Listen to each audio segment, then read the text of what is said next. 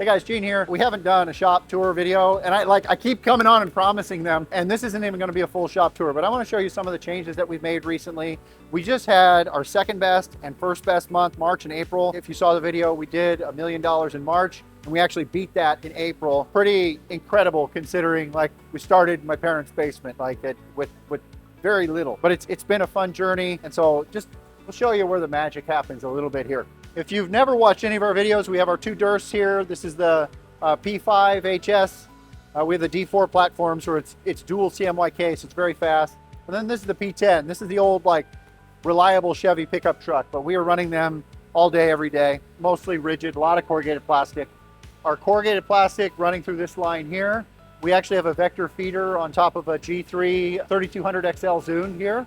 And so it's picking up the sheets, helping Elias stay down on the working end of the machine. So we'll build a stack here off the D4 or off our P10, either Durst printer. Take those stacks.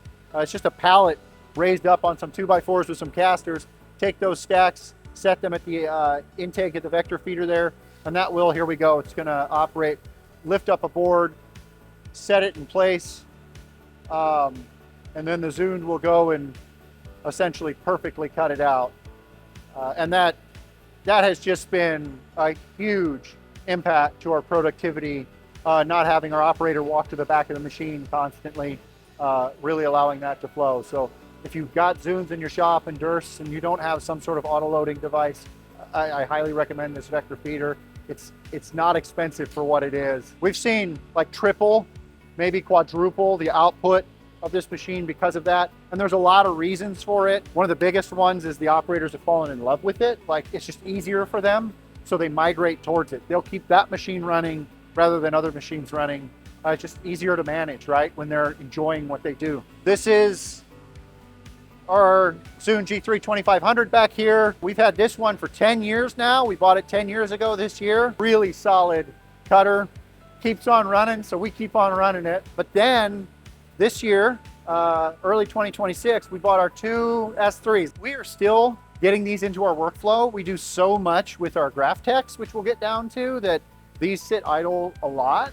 And they are expensive machines to be sitting idle, but I know as we grow and as we work on more true shape nesting and things like that with the stickers that we're producing, larger vehicle and fleet graphics, we'll definitely be using these S3s more and more. But most importantly, what they've done is they've relieved our G3s from any sort of roll cutting. So we do all of our roll cutting on the S3s. They're a little bit quicker for that.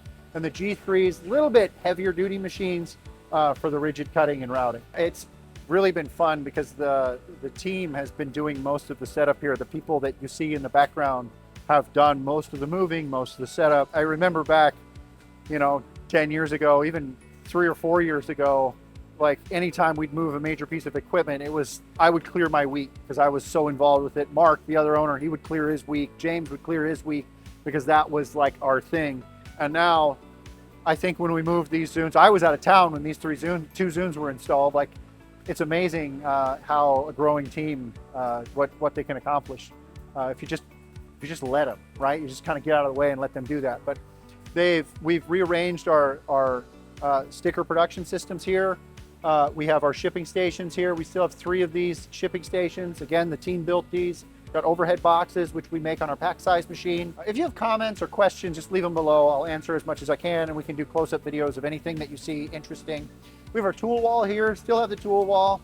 Probably needs a little bit of TLC, but we have found that having the tools out and open and available makes it really easy for the team to improve and just jump in when they need to, rather than having and digging or feeling like they can't go into a closet or open up a toolbox. They're right here. It's very obvious that anyone can use them. This is an idea that Gerardo and a couple of the other guys on the team came up with, where we kind of built this 4-person cell here for sticker production.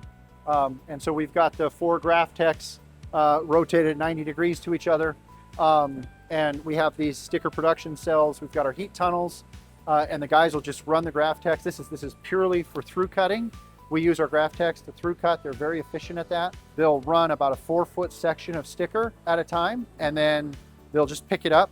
And we cut all the way through. We're not doing a perf cut or anything like that. It's just kind of the residual adhesive and maybe a corner or something here and there, kind of keeps those stickers in place. and they'll pick up that whole sheet and set it on a table, which is roughly the same size as the batch that we're running, about 4 foot by 4 foot. And then they'll pop those stickers out, seal it up, run it through the heat tunnel, put a FedEx, UPS, or Speedy label on it, and ship it out.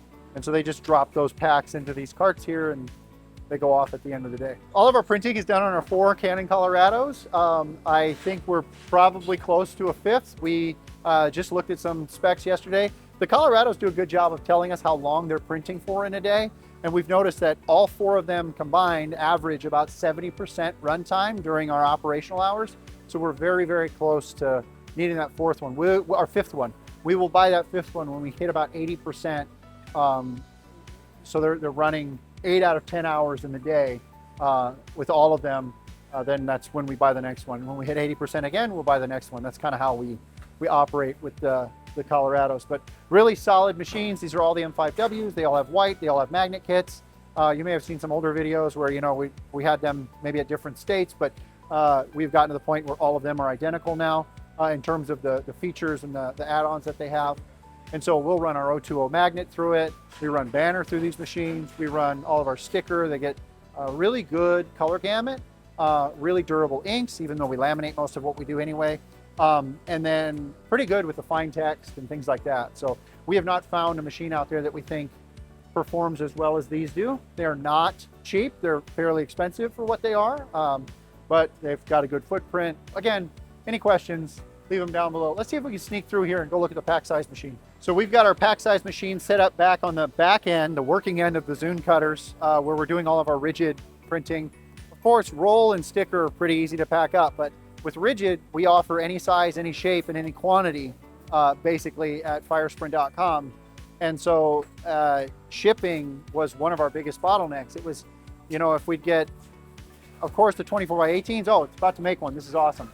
So the guys just operate from their workstations, they remote in and say, give me a box that's X by X by X, and it makes it in like 20 seconds. It's freaking amazing. What we used to have to do to make custom boxes for a custom size sign was nuts. I mean, they'd all be hand cut, or we'd go to a larger box and we try and cut it down. When we're shipping these large rigid signs, air in the box is critically important. We don't want to just ship a huge box. I know sometimes you'll get something from Amazon or whatever, and it's a little thing in a giant box. I don't think they actually pay for shipping at Amazon, so I don't know how they do that, but when we do that, FedEx and UPS just destroy us on that. So we want to get that box down to the same size or the minimal size based on the product, and the Packsize machine does a good job for that. Not all of our boxes need glue, but if our box needs glue, we just take that, we put it in there, and there's an automatic gluer, and we'll take 2 pieces of cardboard, and it's got a little flap, it'll fold that over and apply glue and hold that down. And so like an RSC, just kind of a standard box for 100-yard signs, we glue all those. We use the gluer for that. The other thing about the Packsize that's pretty cool is we do have 2 different size bales, and they help us kind of determine what the width of those bales should be. Let's go over there and see it. So on the back of the Packsize, we load these bales. We buy these bales by the truckload. There's this size here and this size here. It's like 54 and 38 roughly inches is what we use, but they'll sell us any width, and they help us determine the best width based on like the number of boxes we use. So they're tracking all that data in the system. They know what size boxes we're using, and they'll occasionally reach out to us and say, hey guys, actually the 54 is a little bit too big. If we go to a 53, you're still going to be able to make 99% of the boxes you made before, but we're going to save, you know, roughly 1 or 2% in all the boxes that you're making in terms of waste. So that's really cool that they'll work with us on things like that. But then we do have the 2 sizes, and the machine automatically picks which is the most efficient size. One thing that we did learn, we started off with a 32 ECT, which is the little bit lighter weight material, the corrugate, cardboard. It's not technically cardboard, but the lower weight corrugate. And of course it's lower cost, and it runs a little smoother and everything. And it seemed like it was going to work, and it worked for a lot, but there were a few instances where we were really getting a high level of damage with our shipping. And so in the last month, we made the decision to switch to the 44 ECT. It's a little bit thicker, a little bit heavier duty material. It does cost us about 20% more, so there's a pretty significant price increase, but we have seen damage due to shipping come down quite a bit just by making that switch. And it really, for us, other than paying more for the slightly thicker material, it was seamless. The machine just acknowledged it, accepted it, and started making new boxes. The way these machines work is you'll pay per square foot for the corrugate, and then you'll have kind of a fixed monthly rate for the machine. And so the last I talked to them, you know, you got to be spending, maybe it's between $100,000 and $200,000 a year in packaging. If you're getting there, then a Packsize probably is something where it'd be worth doing. If you want us to make an introduction for you or anything like that, just let us know. Put a comment down below or contact us. Behind us here, we run about 27 different substrates here at FireSprint. We really keep it tight. I get a request just about every day. Hey, can you print on 3M IJ da da da da da, or you know, this Arlon stuff or whatever? And our answer is always no.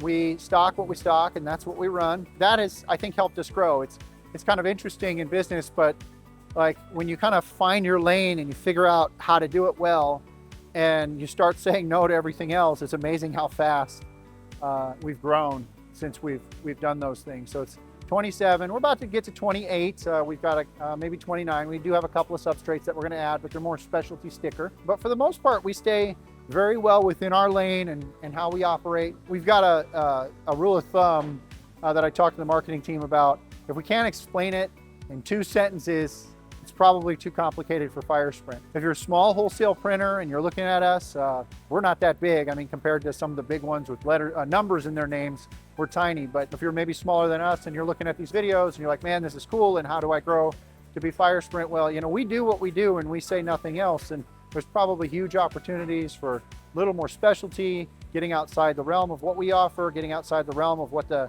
numbered trade printers offer. I think there's just so much room in the industry because nobody can really do it all effectively. And so we all kind of have to pick our little mini lane. So if print is maybe close to $1 trillion industry, us here at FireSprint doing about 10 million of it, we're nothing. We're not even a drop in the bucket yet. It's a little messy over here. We're working through. One thing that we did in our most recent change up is we separated our graph techs that are kiss cutting and through cutting entirely. And so we have 4 graph techs over there, which we just saw, and then we have 4 graph techs over here. These graph techs are set up exclusively to kiss cut. Now it's not hard to switch between kiss cutting and through cutting on a graph tech, but by doing it this way, we keep our operators focused on what they're doing. So they don't have like a kiss cutting machine over here that they're trying to make sure is getting the right depth set, and then through cutting over here where they're trying to make sure they're stacking and packaging stickers appropriately. So by separating that out, we're kind of separating out, really specializing in those skill sets. We can have 1 or 2 people run 4 Colorados. So now keep in mind, all the nesting and pre-flighting and everything else is done in the offices, but when those batch files, the actual chunks of work come out here, they're ready to print. We can have 1 to 2 people running 4 Colorados, 4 kiss cut graph techs, because they're just running continuously. You know, they'll scan the next barcode, kiss cut the next one, scan the next barcode. They're testing quite a bit through that process too, and running our 2 laminators. So printing, laminating, kiss cutting, 4 graph techs, 4 Colorados, 2 laminators, 1.5 people at best. You've got 1 person with a lot of extra time that can help in other areas. And so by separating that out, it helps us focus and get really good at our 2 areas. So again, love your questions. If there's anything I can answer for you. Back there, back in the distance, we have banner finishing. We've got our, I think it's a T300 Millard Weldmaster welder. Banner is not a huge part of what we do here at FireSprint. We do offer it. We do thousands of them. But compared to our rigids production and our sticker production, banner is pretty small for us today. It may grow in the future, but it's never really been a strong focus of ours. But we do a good job, and it's included in the free shipping over $49. Got our hiker grommet machines there. We have 2 hiker grommet machines now. We've got a 3rd one coming. They have been overall good machines.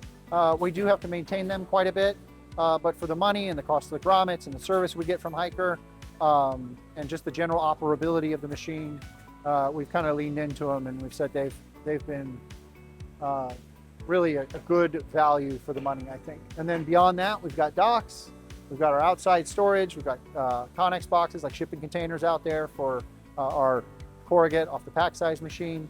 and a number of other things. Dock doors are back there. We've got our compactor.